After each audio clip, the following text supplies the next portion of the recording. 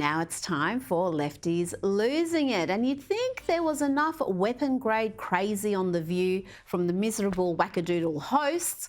But no, the ladies of The View are keen to prove that misery loves company, and they invite other lefties to lose it on their program, including the First Lady. Can you imagine if we put any more Republicans on the Supreme Court? No. We will lose all of our rights. Not hysterical at all. We will lose all our rights, Jill, will we? What? We're going to lose our free speech, freedom of religion, freedom of assembly, all gone, because we know how much Republicans hate freedom. But brace yourself, the gaslighting and projection is about to be turned up to atomic levels. There have been people that have thought President Biden shouldn't even debate President Trump just due to the fact that Donald Trump will gaslight, he overtalks. Yes. There are no guardrails. So he stalks. Yeah, well, I happen to believe it's really important, more than ever, to have a debate with guardrails. What is the strategy that the president has going into this? Any tips you'd have for a debate that we could pull off where we could actually hear our candidates? You know, they've built that in where they're going to turn off those mics so that somebody can't ramble or scream at somebody. You know, not that my husband would be the one doing that. And so that's already been negotiated. And, you know, I think the American people deserve a debate because you need to see your choices. You need to see Trump, and you need to see the president, and you need to see the differences. And my husband's, and you're going to see how smart he is and the experience he has. And then you'll see somebody who, like you're saying, I'm going to use Joy's words, can't put a sentence together. Yeah, it's the President Trump that can't put a sentence together, not this bloke.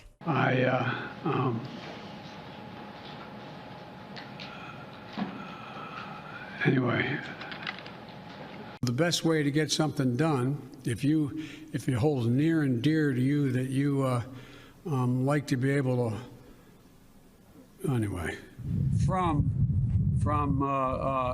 Charlotte, one and another, and Joan Shingang, I'm going to pronounce Shanga. $159 billion left. The idea that Los Angeles and what am I doing here? Yes, Dr. Jill. It's Trump who can't put a sentence together. You said you were quoting Joy Behar with that comment. Now, I don't care how desperate you are for material. Why would anyone quote the thoroughly kooky and miserable Joy? But I'm glad to report she did have a rare moment of joy when she heard Trump was convicted. Well, my reaction was I was at Costco buying, 10 boxes of Keurig coffee, and my watch started to buzz, and I got so excited I started leaking a little bit.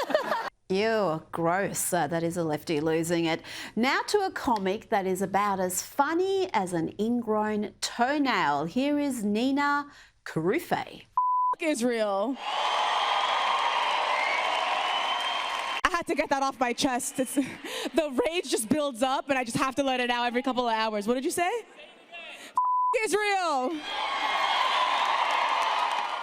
Remember when stand-up comics were funny, when they were more interested in getting laughs rather than applause for some daft political point? I guess a woman in a hijab and stilettos is a little bit funny. Not exactly sure how that is consistent with modesty culture. Not the modesty culture that was forced on me in Iran anyway. Now, anyway, I regret to inform you, I have more of Nina's champagne comedy. Like, my biggest fear is that I find a guy and we fall in love and we get married and he finally sees me without my hijab, right? And then the first time he sees me without it, he's like disappointed as He's like, that's what you've been covering? Back on. Now that we've seen a number of lefty women humiliate themselves, let's find a sane, rational, highly intelligent woman humiliate a lefty man. Here is Megyn Kelly and a confused Dan Abrams. There's wrongdoing here, right? There was definitely wrongdoing. Whether it should have been a crime is a separate... What's the wrongdoing? What's the wrongdoing? All right, number one, it's paying $130,000 to a porn star to keep her quiet. That's to try to protect your campaign. Can we at least agree that's wrong? That's not illegal. It's not I didn't say it was. No. I just said moral versus legal. How is it wrong? Are we talking moral? I made it clear. I'm making it clear. For a minute, I'm talking about morality versus legality, right? There's no doubt that he engaged in. All right, I'll tell. Here's my response to that, and I said this on my show the other day. I don't know what kind of weird marriage these two have. Same as I didn't know what kind of weird marriage Bill and Hillary Clinton had. So I don't know what their covenant is in terms of what he's allowed to do on the outside of his marriage. But again, I don't mind the sex. He doesn't mind the sex. That was about the most sensible thing he said. Watch as Megyn Kelly schools this clown. By the end of it, you may even feel a little bit sorry for him. You are now crossing the line into legal problems. Right? You aren't. That's absolutely not right. Incorrect at every level. Again, no matter what it's for, right? Even if it's illegal conduct, you can just put it, it's an legal expense, right? This wasn't illegal. There's nothing illegal about paying hush money for an NDA. It's done there's not. all the time. But when you're doing it to protect your campaign, it is. That's the difference. No. What law are you citing, Dan? Campaign finance laws. You're not allowed to give the... You don't know what you're talking about. What are you talking... You're wrong. Explain to me. Let me explain to you. Tell me what I'm getting wrong. Tell me what I'm getting wrong. When you're spending $130,000... I'll explain. Go ahead. I get it, because you're saying that there are limits to the campaign contribution somebody could make, and this has exceeded them, and then they hit it. I understand. That's his theory. However, this has been wrong from the start. Yeah. It does not amount to a campaign contribution if it is the kind of payment that could ever be made outside of the campaign context. That's not the standard. The standard is substantiality. It's not. It's substantiality. No, it's not. Yes, it is. You're wrong. Okay. No, it's not. I guess we're going to have to agree. There's been Supreme Court precedent on this. She's citing Supreme Court precedent. His most compelling argument is, let's agree to disagree. If this was a genuine crime, they wouldn't have to manufacture laws, revive misdemeanors, pass the statute of limitations, all to get Trump. Now, just a couple of days after his conviction on trumped-up charges, President Donald Trump was in New Jersey for UFC 302. Let's have a look at how he entered the arena. 45, being ushered in by UFC CEO Dana White. Donald Trump is in the building, and the former president getting a standing ovation from the assembled masses here at UFC 302.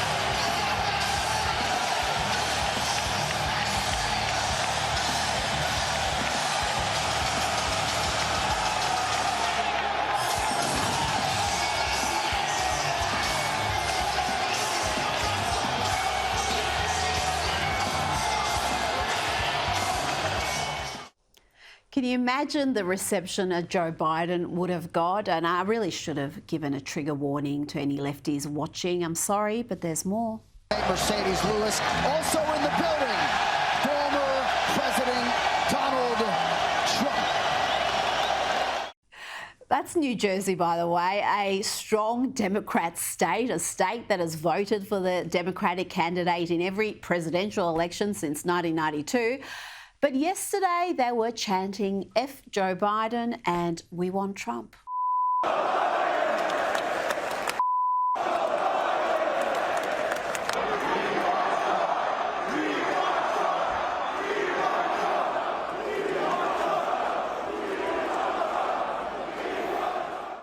And the UFC fighters were also keen to acknowledge Trump. Here is middleweight Sean Strickland right after his win.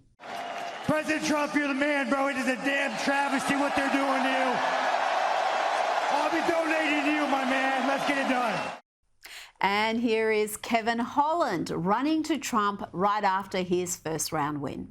They didn't stop the fight. Herdine's still watching it, whether it's a dislocation or a break. That's it. Boom. Yeah. Kevin Holland by submission. Oleksiejczuk immediately protests. His arm's protesting, but his arm's broken. His arm's broken. You saw when it snapped. Yeah. I mean, it's limp. It's limp by his side, even though he's protesting. He's not even picking the arm up.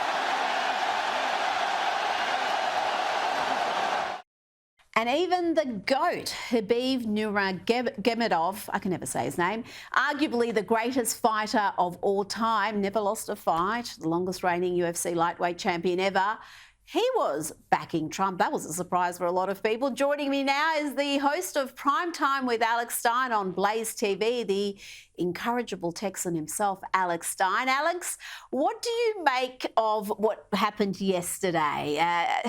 Did you think Trump would get a reception like that in New Jersey 2 days after being declared a convicted felon? Well, Donald Trump doesn't look like a prisoner. He looks like the warden walking around there, just, totally like a boss, being a pimp on a blimp. And I know what that's all about. But what's sad? It's like, it's not surprising that people in New Jersey, love him because, he just had a rally. I think there were 70,000 people, and that might be a low estimation. But listen, the only people that are going to vote for Joe Biden are probably illegal immigrants and dead people. But there's enough dead people that they still might be able to figure out a way for Joe Biden to win. But America wants Donald Trump. America needs Donald Trump. Well, the polls after this conviction, and there has already been a few polls, and I saw one from the swing states, they're still showing he's well in front. In some of the polls, he's strengthened his position. So is there just this disdain for what happened in Manhattan? Are many Americans aware that these charges really were created to get Trump? There was no real basis to them? Well, of course, Rita. I mean, New York has a terrible bail reform where criminals that have done violent crimes get out of jail within 24 hours.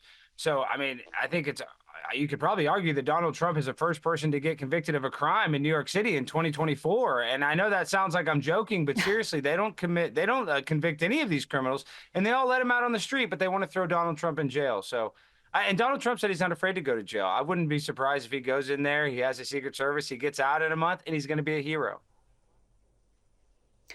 If they actually put him in jail or even home detention, I think those record amounts of donations we saw, the voter turnout is going to be nothing like they've seen before, because it's one thing to persecute and prosecute him, but to actually, even home detention, I think, would be a line that if they cross is going to have all sorts of unintended consequences for them. Unintended in their eyes.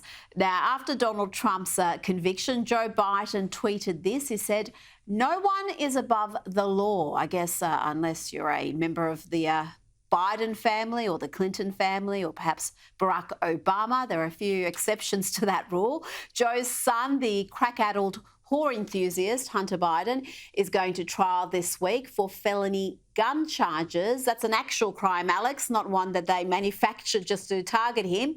Hunter is pleading not guilty to all 3 counts relating to owning a firearm while using drugs. How is this case being reported in the US? Is there much coverage of it? There's not much coverage at all, and they would basically call it Russian disinformation, just like the 52 FBI agents that said the laptop was Russian misinformation. But let's be real. I wouldn't be surprised if they convict him, he gets a guilty plea, and then his dad immediately pardons him. So, we have a 2-tier justice system. Hunter Biden is never going to go to jail, yet Donald Trump will. So it's just an unfair, corrupt system, and I think people are starting to wake up to it. During the pandemic, people were waking up to it, but now they're really, really, really starting to understand, or at least I hope they're starting to understand how crazy things are. Well, there was some polling before this Manhattan trial that showed trust in the justice system was at record lows, and I'd love to see some polling on that question now, because it would have to be even lower. What are you doing, Al? Oh, no, you've got kitty cat. Yes. That's a new cat. That's a calico. Tortoiseshell. Yes, it's a good luck cat. Tortoiseshells are crazy. Well, did you know the Japanese Navy would always have a calico cat on their battleships for good luck? So, yes, this cat's bringing me good luck, and Donald Trump's going to win the presidency in 2024, Rita. I did not know that. I also have a calico cat called Crayon. So just information there nobody asked for. Now, broadcasters, including Megyn Kelly and Mark Levine, they've been among pundits who say that the Republicans have got to play the Democrats at their own game. They cannot take the high road. They cannot take this principled stand that we're not going to sink to their level. If the Democrats are going to use lawfare, the Republicans should do it as well and target the likes of Biden and Clinton and Blinken. What do you say to that, Alex? Should the Republicans use those same tactics? Because right now, there's not much of a disincentive for the Democrats to stop what they're doing. It's working for them. Well, Rita, you're 100% correct that it sounds retaliatory to be like that, but Donald Trump said that he was going to throw Hillary Clinton in jail. She deleted 33,000 emails, demolished her servers. What were on those servers? Classified information. And he didn't go after her. And I think that was a fatal error because, he tries to be a gentleman. He tries to play by the rules, but the left doesn't play by the rules. And when the game's rigged, the only way to win is to, I guess, cheat back. And I'm not saying it's cheating to throw a criminal in jail, but I guess you have to play their games if you're going to want to try to win the game. I think it's exactly the same with cancel culture. They only stop when it comes for them as well. As long as it's just affecting their ideological opponents, they're not going to stop. So I think Megyn Kelly is absolutely on the money on this one. Alex Stein, thank you so much for your time tonight. Always a pleasure, Rita. And tell Crayon I said hello.